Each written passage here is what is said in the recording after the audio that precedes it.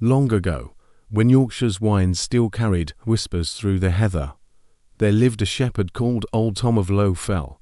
He was not a remarkable man, nor rich, nor wise, nor bold, but he was steady as a stone and kind of heart, and that was enough to make him known among the moors. His cottage crouched beneath a wine-twisted hawthorn, where the fields rolled down like waves of green and grey. Each night, when the sun sank and the mist rose to claim the land, Tom lit a small lantern and set it in his window. The villagers said it kept spirits at bay, for the moors were restless after dark. Strange lights drifted between the hills, and voices, soft, lilting, never human, sometimes called a wanderer's name. Tom had heard them. On quiet nights, when even the sheep lay still, he'd catch a melody on the wind, like laughter carried from another world. But he never answered. A man who minds his work and holds his tongue, he'd say, lives long enough to see the spring return.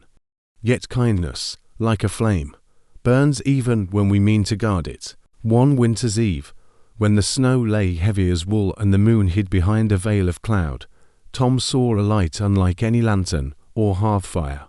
It shone pale blue across the drifted ground, thin as breath, alive as thought, and it moved, slowly, patiently, as though it waited for him. He should have turned away. The wind told him so.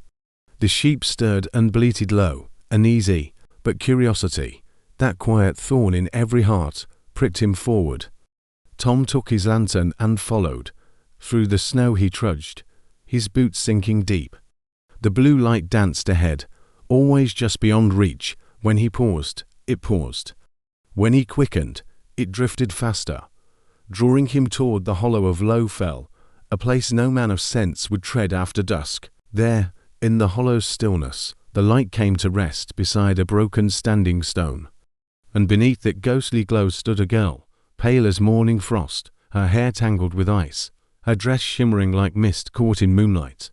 "Tom of Low Fell," she said, her voice soft as falling snow, "why do you walk so far from home?"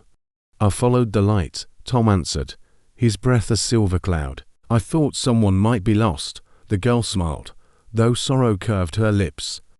"A kind heart brings a man far," she said, "but farther still can take him where no path returns."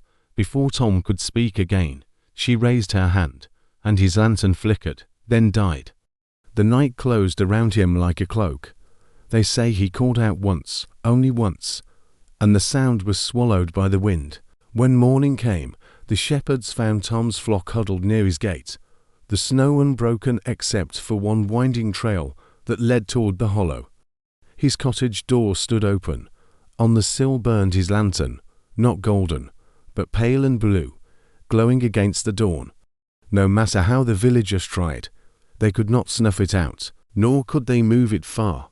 The flame grew dim when carried from Low Fell, as though it longed to stay. In time, folk began to say that Tom's spirit watched the moor, a gentle guardian for travellers lost in the fog. Some swore that if you followed his light, it would lead you home. Others warned that it might lead you deeper, to where voices whisper and never cease. And so, on storm-bright nights, when the mist gathers thick as wool and the stars hide their faces, those who wander the moors still see a faint blue glow drifting across the hills, a shepherd's lantern, patient and kind.